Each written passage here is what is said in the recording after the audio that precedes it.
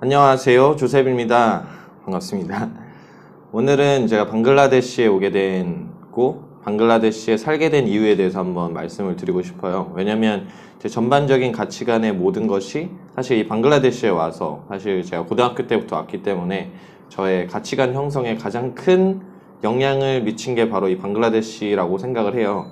그래서 방글라데시에 대해서 한번 제가 어떻게 이 나라에 살려고 작정을 했는지 그거에 대해서 한번 말씀을 좀 드리고 싶어요. 저는 이제 일반적인 교육을 받진 않았어요, 한국에서. 그래서 중학교 1학년 때, 중1 때 자퇴를 하고 이제 국제학교를 다녔죠. 이제 대안학교라고 해서 대안학교가 학비가 굉장히 비싸잖아요. 그래서 너무 비싸서 사실 올해는 못 다녔어요. 제가 중3 나이 때까지 다니다가 이제 그만뒀는데 이 대안학교라는 시스템이 한국의 교육의 시스템과는 전혀 무관한 관계예요. 그래서 아무리 대안학교에서 내가 중3까지 다녔다고 해도 그게 한국 학예는 인정이 안 되는 거예요.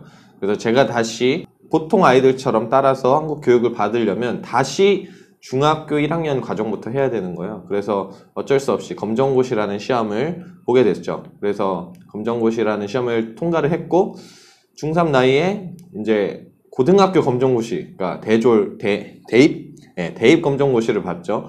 고등학교 졸업장을 위한 검정고시였는데 그것도 정말 운이 좋게 제가 60.37로 60점이 합격점인데 60.37로 제가 합격을 했어요. 그래서 이제 대학교까지 지원을 했어요. 제가 수능도 보고.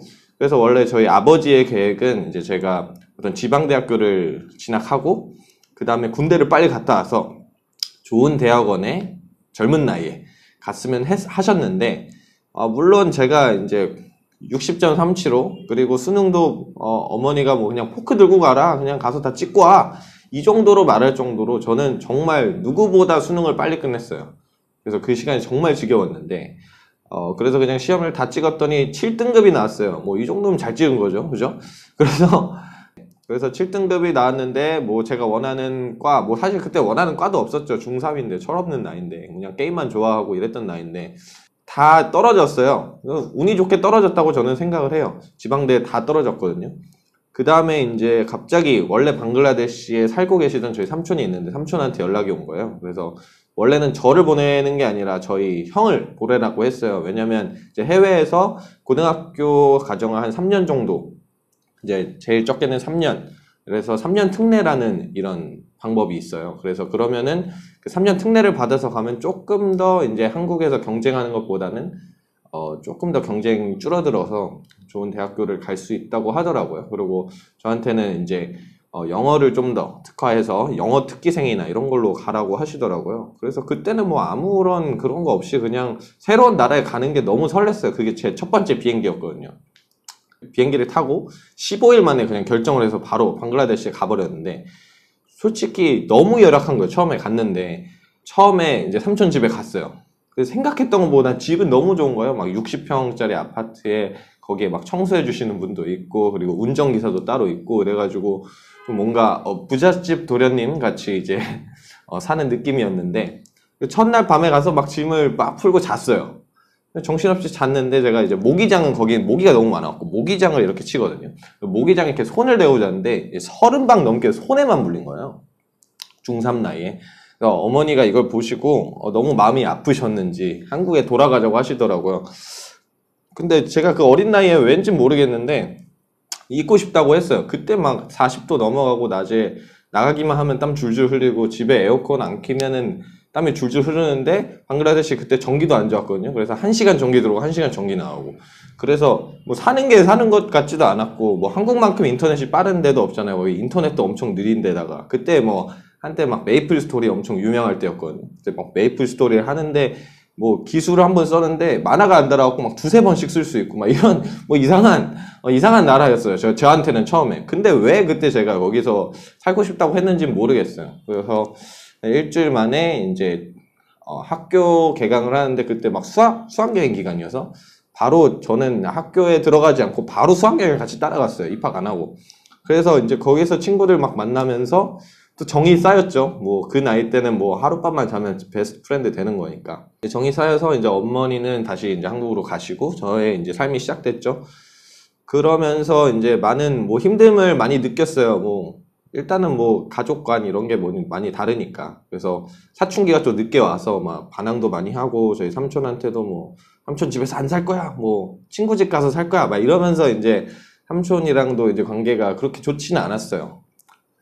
제가 너무 많이 잘못을 했고, 그래서 그렇게 이제 학창 생활을 정말 이상하게 돌아갔죠.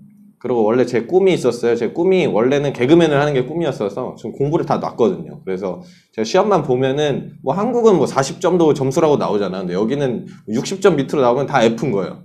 근데 제 점수는 다 F여서 계속 F가만 맞는 거예요. 그래서 그냥 그렇게 이제 계속 진학을 했어요.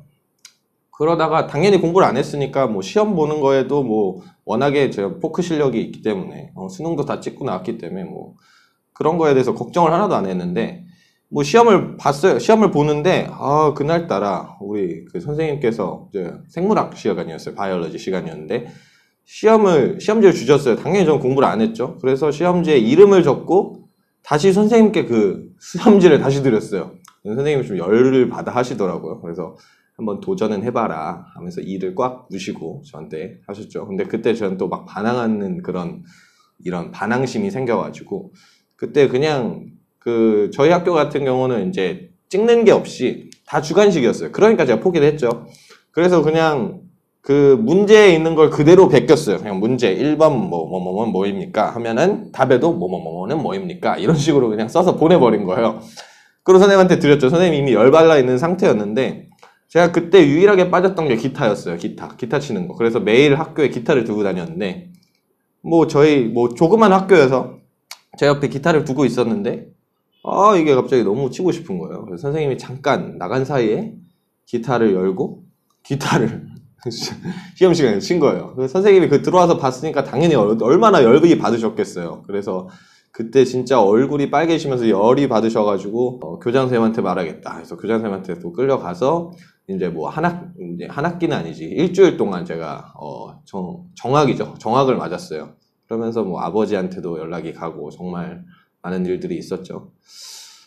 그렇게 살아가다가 이제 한번 KBS에서 여기 이제 방송국에서 한번 왔어요. 그래서 물의 방글라데시, 물이라는 테마를 가지고 왔는데, 그래서 제가 거기를 이제 코디네이터 식으로 제가 영어와 한국말을 이제 번역해주는 이런 거를 할 수 있는 기회가 생겨서 이제 같이 따라갔는데, 그때 이제 방글라데시 쿨라라는 지역인데 나름 또 좋은 도시예요. 근데 거기에 전통적으로 하는 이런 낚시가 있는데 수달 낚시라고. 그래서 이제 뗏목이 이렇게 있으면 그 옆에 이제 그 수달을 달아서 수달이 이제 막 바위에 있는 이런 새우나 이런 것들을 막 이렇게 긁어내요. 얘네가 먹으려고. 그러면 이제 그거를 가지고 옆에 이제 이거 뭐라 그러죠? 망으로 이렇게 쫙 해서 이제 고기를 잡는 거. 근데 대부분 이제 새우가 많이 잡히더라고요. 거기가 이제 새우로 좀 유명한 곳이어서 그런 식으로 낚시를 하는데, 이제 낚시하시는 분한테 물어볼 봤어요. 뭔가 그냥 갑자기 궁금해가지고 과연 그분의 아버지는 무슨 직업을 가지셨을까 해서 물어봤더니 당연히 똑같은 일을 하셨대요. 이 수달 낚시를 하셨고. 그래서 그럼 그 아버지의 아버지는 어떻게 됐냐, 그러니까 당신의 할아버지는 어떠시냐 그랬더니 할아버지도 수달 낚시를 하셨대요. 그 자리에도 계시고. 거기 한 5, 6살 되는 꼬마아이가 있었거든요. 그래서 누구냐 했더니 아들이라고 하시더라고요.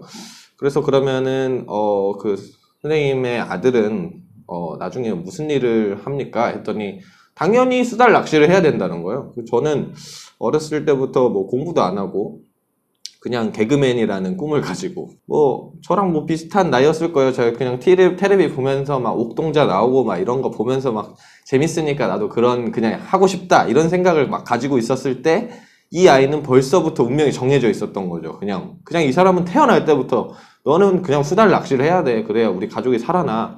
이런 마음을 이미 그 아버지가 가지고 있고 그 자식은 당연하게 그걸 받아들이는 거예요. 그래서 저는 이걸 보면서 좀 불공평하다고 생각했어요. 세상에 왜 가난한 사람들은 이렇게 더 많은 것을 누리지 못하며 살까, 이런 생각을 많이 하다가 다시 이제 다카에 돌아가서 생각을 했죠. 원래는 꿈이 개그맨이었는데 제가 개그맨을 하고 싶었던 이유 중에 첫 번째는 사람들이 그 개그를 했을 때 웃는 거 있죠. 저는 이제 옥동자나 오지연 이렇게 막 갈갈이 막 이런 거 보면서 너무 진짜 정말 재밌게 큰 세대거든요. 이제 어렸을 때 그걸 보면서 저가 너무 행복해서 사람들은 행복하기 위해 사는 게 아닐까? 라고 저는 생각을 해서 그 사람들한테 웃음을 주는 일을 하고 싶었던 게 제 꿈이었거든요. 그래서 이제 개그맨을 하려고 했는데 그것만이 행복이 아닌 것 같더라고요. 그래서 그때 조금 마음을 좀 다잡고 이제 공부를 하기 시작했죠. 좀 여러 가지 감정이 섞인 것 같아요. 부모님 없이 살았던 그런 나의 감정. 그래서 뭔가 나처럼 힘든 사람이 분명히 있을 거야 라는 생각도 가지고 있었고, 그리고 이제 꿈을 이루지 못하는, 뭔가 부모님이 있어서 나는 전폭적으로 사실 지지를 받은 거잖아요. 뭐 경제적이라던가 모든 면에 있어서 내가 그런 게 없었으면 그때 그 아이처럼 벌써부터 일을 배우고 일을 시작했어야 됐겠죠. 돈을 벌어야 되니까. 근데 그렇지 않은 곳에서 태어난 내가 그렇지 못한 곳에서 태어난 애를 바라봤을 때 좀 뭔가 안타까운 마음도 들고, 뭔가 내가 그냥 한국에서 태어난 것만으로 뭔가 좀 이미 얻고 시작한 그런 기분이었거든요. 그래서 좀 여러 가지의 복잡한 마음이 이제 합쳐져서 꿈이 변경이 됐죠. 원래 개그맨이었는데, 제가 생각하는 지금 이제 경제 시스템에 있어서 정말 허점이라고 생각했던 게 그런 부분이었거든요. 왜 가난한 사람은 계속 가난해야 할까? 이런 부분을 생각하면서 그런 사람들이 그런 지금 경제 시스템에 피해를 입는 사람들에게 정말 공평한 기회를 주고 싶은 게 제 꿈이 됐어요. 첫 번째 제가 꿈을 꿨던 건 이런 거였어요. 제가 방글라데시에서 오래 살았고 부모님 떨어져 살았는데 그게 그렇게 안 힘들 줄 알고 좋을 줄 알았거든요. 근데 그게 힘들더라고요. 부모님 없이 사는 게 당연히 힘들죠. 제일 많이 느꼈던 건 그거예요. 내가 이렇게 부모님 없이 사는 게 힘든데, 부모님이 있지만 부모님이 없는 곳에 사는 게 이렇게 힘든데, 태어날 때부터 부모님이 없이 태어난 애들은 얼마나 힘들까?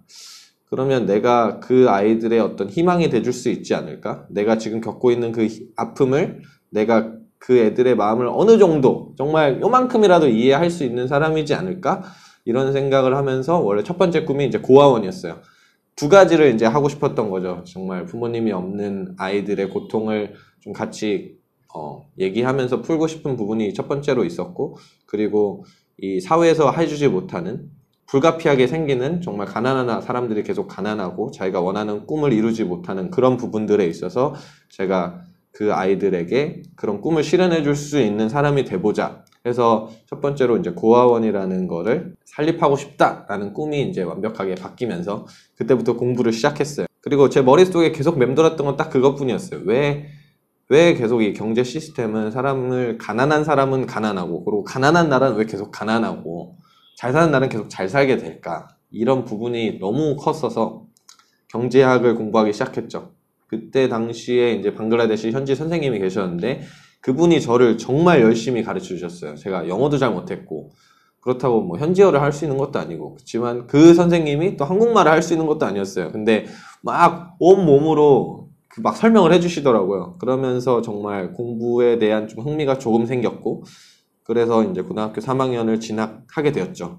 근데 한국에도 물론 고아가 많고 도와줘야 할 사람이 너무 많죠. 근데 지금 한국은 이미 그런 거에 대한 인프라가 많이 되어 있고, 그리고 제가 한국인으로서 이 방글라데시라는 나라에 더 많은 사람을 도와줄 수 있을 거라고 생각을 했어요. 아버지한테 얘기를 하고 이 나라에 있는 대학교를 진학하겠다.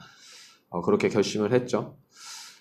네. 그래서 이제 이 나라 진학을 하면서 여기에 많은 사람들의 이제 문화를 알고 싶었어요. 정말 맨날 학교에서 만나는 친구들은 사실 제가 다닌 학교도 어떻게 보면 대안학교 같은 학교였기 때문에 정말 좀 부유한 친구들이 많았어요. 그러니까 방글라데시에서도 좀 부유한 애들이 많았는데 방글라데시에 있는 대학교를 가서 좀 그래도 좀 이렇게 평균적인 아이들과 얘기하면서 그 사람들이 생각하는 생각을 좀 많이 듣고 싶더라고요. 어떻게 하면 내가 도와줄 수 있고, 또 이 지금 대학교에서 나온 동창들이 나중에 제가 그런 일을 한다고 했을 때 같이 할 사람도 있을 수 있고, 100% 한국인, 그러니까 외국인으로서 사업을 진행한다는 건 좀 어렵다고 생각을 했거든요. 그래서 대학교를 이제 다니게 됩니다. 이제 가장 결정적으로 제가 방글라데시에 살려고 이제 다짐한 이유는 딱 그거예요. 내가 이 나라에 고아원을 세우겠다.